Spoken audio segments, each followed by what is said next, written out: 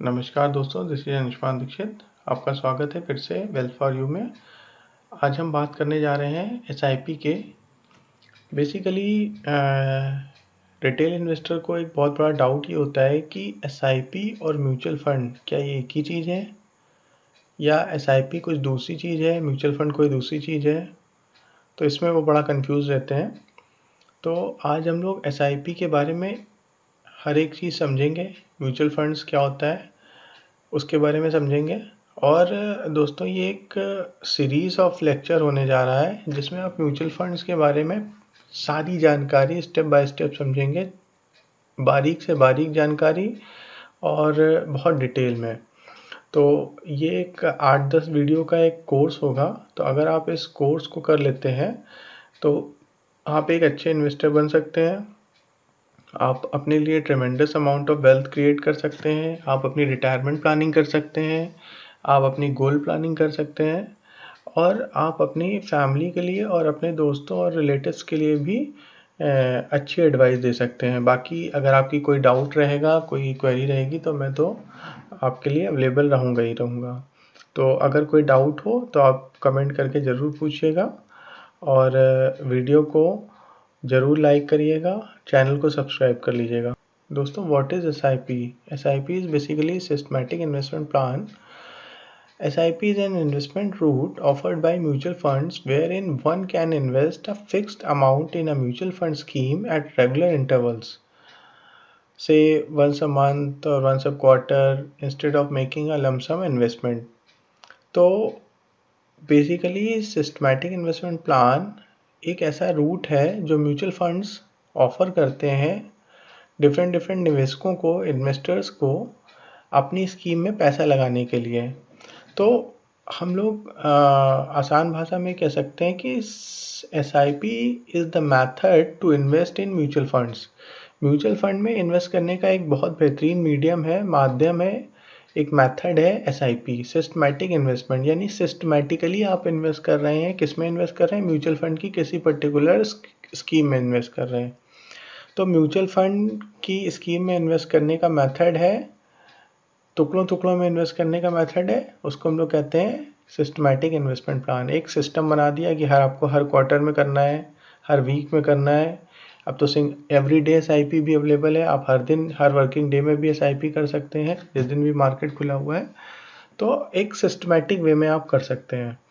This is just like a bank recurring deposit. जिस तरह से रिकरिंग डिपॉजिट में भी हम बैंक को इंस्ट्रक्शन दे देते हैं कि एक सर्टेन अमाउंट हमारे बैंक अकाउंट से हर महीने डेबिट हो जाए और वो हमारे RD अकाउंट में क्रेडिट हो जाए, और इस तरह से हमें कंपाउंड इंटरेस्ट का एडवांटेज मिलते रहेगा। उसी तरह से सेम म्यूचुअल फंड SIP में भी होता है। हम अपने बैंक को एक इंस्ट्रक्शन दे देते हैं कि महीने की इतनी तारीख को एक फिक्स अमाउंट हमारे अकाउंट से डेबिट होगा, और वो अमाउंट हमारी म्यूचुअल फंड स्कीम में जो हम नॉमिनेट करेंगे उस पर्टिकुलर म्यूचुअल फंड स्कीम में होता है। दोस्तों, जनरली हमें परपेचुअल SIP करानी चाहिए। परपेचुअल SIP में कोई SIP स्टॉप डेट नहीं डाली जाती है। उसमें जब हम चाहते हैं तो हम अपनी SIP को रोक सकते हैं। तो परपेचुअल SIP ज़्यादा बेहतर माध्यम होता है, क्योंकि हो सकता है आपने 3 साल के लिए चलाया, 5 साल के लिए चलाया, और उस समय मार्केट नीचे है, या आपका गोल अभी 15 साल बाद आने वाला है, आपने लेकिन 5 साल ही इन्वेस्टमेंट किया। तो परपेचुअल SIP एक बहुत अच्छा माध्यम होगा कि आप खुद, जब आपको लगता है कि अब हमें ये SIP रोकनी चाहिए, अब मेरा गोल पूरा हो गया है, तो आप उस समय आप उस SIP को एक सिंपल एप्लीकेशन दे के स्टॉप कर सकते हैं। तो अभी तक हम लोग ने समझा कि SIP is just like RD। जिस तरह से रिकरिंग डिपॉजिट में हमारे बैंक अकाउंट से एक सर्टेन अमाउंट डेबिट होके हमारे RD अकाउंट में चला जाता है, उसी तरह से म्यूचुअल फंड SIP में भी हमारे बैंक अकाउंट से हम उनको ECS इंस्ट्रक्शन देते हैं बैंक को, और वो बैंक अकाउंट से वो amount, let us assume 5,000, 10,000, 1 lakh, minimum 500 और मैक्सिमम की कोई लिमिट नहीं होती है। तो उतना अमाउंट हर महीने या हर वीक या हर डे, जो भी हमारा, जिस तरह से हमने इंस्ट्रक्शन दे रखे हैं, वो हमारे बैंक अकाउंट से डेबिट होके और हमारी म्यूचुअल फंड स्कीम में क्रेडिट हो जाता है। तो ये एक बहुत बेहतरीन माध्यम है जिसके थ्रू हम इन्वेस्टमेंट कर सकते हैं, और हमें ये रुपी कॉस्ट एवरेजिंग करता है। रुपी कॉस्ट एवरेजिंग का एडवांटेज प्रोवाइड करती है एसआईपी। जब कभी भी मार्केट नीचे होता है, जैसे इस समय ड्यू टू कोविड-19 मार्केट में अच्छा खासा करेक्शन आया हुआ है, large cap, mid cap, small cap सभी सेक्टर्स में ज़बरदस्त गिरावट आई हुई है। तो ऐसे समय में मार्केट में अगर मिड कैप में मान लीजिए 50% की गिरावट है या स्मॉल कैप में 60% की गिरावट है, तो आप ये मान के चल सकते हैं कि आपको 60% कंसेशनल रेट में यूनिट मिल रहा है और नंबर ऑफ यूनिट ज़्यादा हो रहा है। यानी कि अगर कोई स्कीम की एनएवी 10 रुपये चल रही थी और हमने 100 रुपये लगाए तो हमें 10 यूनिट अलॉट हुई, लेकिन मार्केट के करेक्शन की वजह से वो यूनिट 50% घट के उसकी वैल्यू उसकी एनएवी जो है वो 5 रुपये पे आ गई, 10 रुपये से घट के 50% का करेक्शन हो गया। तो अब हमारी अगली एसआईपी जब हिट होगी, फिर से 100 रुपये हम लगाएंगे तो अब हमें 20 यूनिट मिलेंगी, यानी कि हमें नंबर ऑफ यूनिट ज़्यादा मिलेंगी। तो इस तरह से जब मार्केट गिरा होता है तो हम ये नंबर ऑफ यूनिट ज़्यादा एक्यूमुलेट कर रहे होते हैं। दोस्तों, इसको एक एग्जांपल से समझते हैं। अगर एक निवेशक एक्स है और एक निवेशक वाई है, निवेशक एक्स ने 300 रुपये इन्वेस्ट करने हैं, निवेशक वाई को भी 300 रुपये इन्वेस्ट करने हैं। ए ने एसआईपी के थ्रू किया, बी ने लमसम किया। तो ए ने अगर पहले मैंने 100 रुपये के इन्वेस्टमेंट किए, एनएवी 10 रुपये की चल रही थी, इसको 10 यूनिट मिली। जबकि निवेशक बी ने 300 रुपये सीधे इन्वेस्ट कर दिए, उसको 30 यूनिट मिल गई। फिर अगले महीने मार्केट में करेक्शन आया, करेक्शन की वजह से एनएवी घट के 5 रुपये पे आ गई। फिर से 100 रुपये इन्वेस्टमेंट हुआ इन्वेस्टर एक्स का, उसको 20 यूनिट मिल गई। इन्वेस्टर वाई ऑलरेडी इन्वेस्टेड है तो उसकी वैल्यूशन इस समय 50% माइनस है, यानी 300 रुपये का निवेश 150 रुपये दिखाई दे रहा है। तीसरे मंथ में फिर से 100 रुपये का इन्वेस्टमेंट किया निवेशक एक्स ने। लेटेस्ट अज्यूम कि इस महीने मार्केट वापस रिकवर करके जहाँ पे था वहीं पे आ गया और एनएवी वापस 10 रुपये की होगी। फिर से 100 रुपये का इन्वेस्टमेंट हुआ, फिर से उसको 10 यूनिट मिल गई टोटल, यानी कि इन्वेस्टर एक्स के पास टोटल यूनिट हो गई 40 यूनिट्स, 10, 20 और 10। जबकि इन्वेस्टर वाई के पास टोटल 30 यूनिट्स। मार्केट का रिटर्न 3 महीने में 0, जहाँ से चला था मार्केट, करेक्शन हुआ, गिरा, फिर वापस वहीं पे आ गया, कोई 1% का भी रिटर्न नहीं आया। तो निवेशक वाई का पैसा 300 रुपये था तो 300 का 300 ही बना हुआ है। लेकिन इन्वेस्टर एक्स ने क्या किया, एसआईपी करी, तो उसके पास 40 यूनिट हो गई और 40 यूनिट अगर वो 10 रुपये के भाव पे बेचेगा तो उसको 400 रुपये मिलेंगे, यानी उसका 100 रुपये का, यानी आप एक तरह से कह सकते हैं 33% का शुद्ध प्रॉफिट हो गया, और जबकि मार्केट का रिटर्न 0।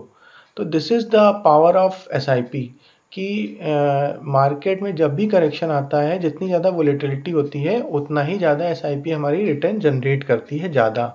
तो दोस्तों, जनरली हमें एसआईपी जब अगर हम लंबे समय के लिए कर रहे हैं तो हमें एग्रेसिव और वोलेटाइल फंड में करनी चाहिए।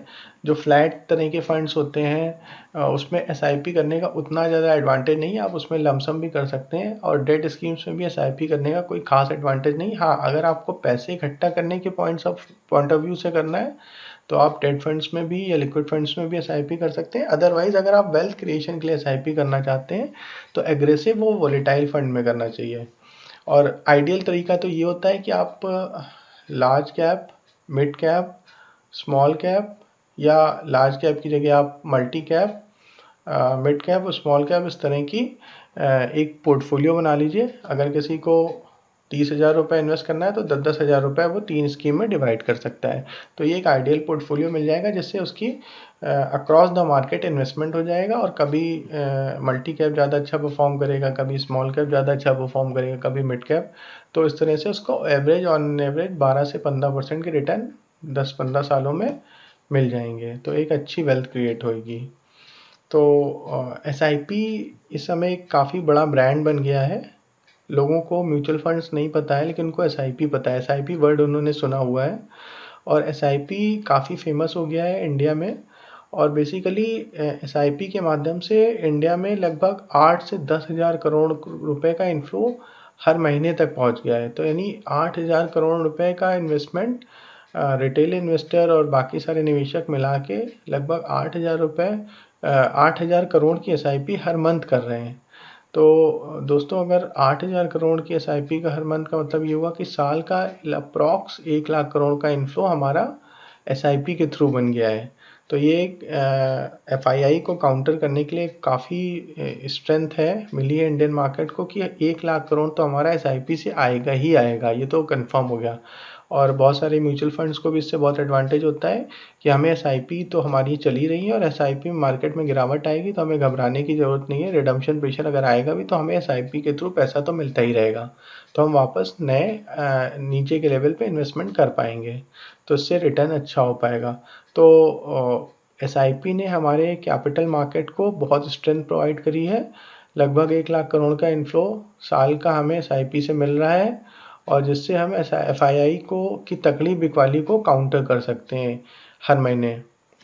तो दोस्तों मुझे उम्मीद है कि आपने SIP के बारे में अच्छे से समझा होगा। अगर आपकी कोई भी क्वेरी है तो आप प्लीज़ कमेंट में जाके अपने क्वेश्चन को पूछिए और मैं आपको रिप्लाई करूँगा। अगर आपका कोई जेन्युइन क्वेश्चन होगा तो हम उसके ऊपर नया वीडियो भी बना सकते हैं।